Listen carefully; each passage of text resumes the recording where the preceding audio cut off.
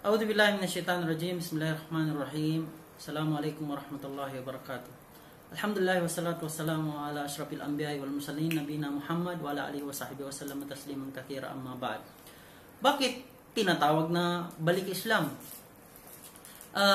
Isa sa dahilan ay una-una sa pagitan ni Propeta Adam at Propeta Noah ay 10th century.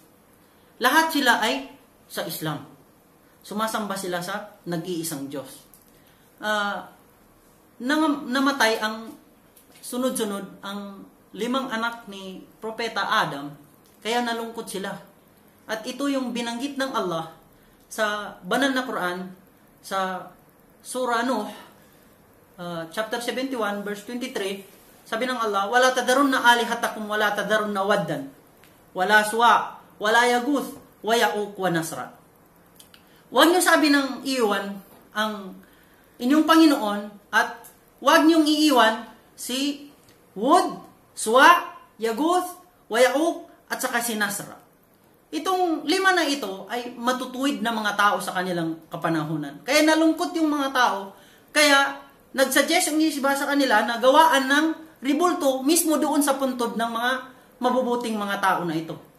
Pagkalipas ng panahon, ay nakalimutan yung kaalaman doon sa mga tao na yon. Kaya, nasamba sila.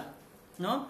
So, nag-anyaya si Propeta Noah na upang sumamba sa nag-iisang Diyos, no, ng 950 years para manumbalik yung mga tao na sumamba sila sa nag-iisang Diyos. Kaya lang, hindi sila naniwala. Yung iba, sabi nga ng mga scholar, ay more than 80 lang ang sumasampalataya, no, na nag-iisa lang ang Diyos, at karamihan sa kanila ay hindi sila naniwala.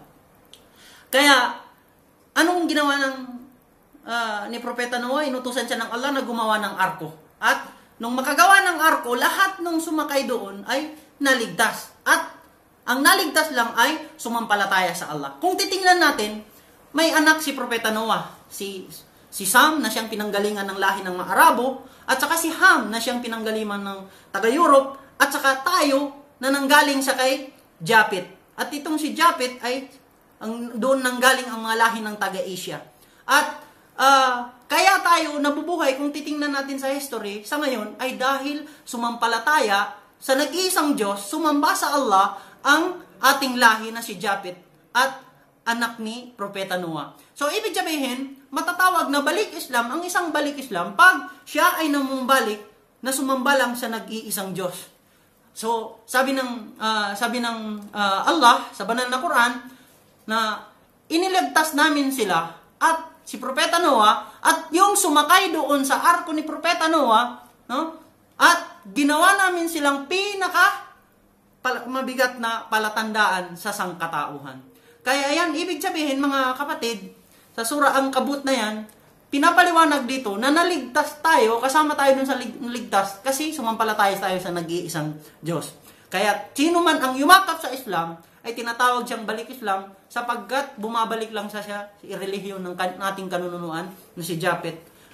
Pangalawa, lahat ng ipinanganak ay pinanganak sa Islam. Yan ang nabanggit sa Sahih Muslim na hadith ni Abi Hurairah na lahat ng ipinapanganak ay ipinapanganak sa merong likas na paniniwala sa Allah. At ang maging Hudyo siya at maging Kristiyano siya o sumasamba sa apoy dahil sa kanyang mga magulang. Yan ang isa sa pinakadahilan. Ibig sabihin, kung hayaan mo ang bata, sasamba lang talaga yan sa nag-iisang Diyos.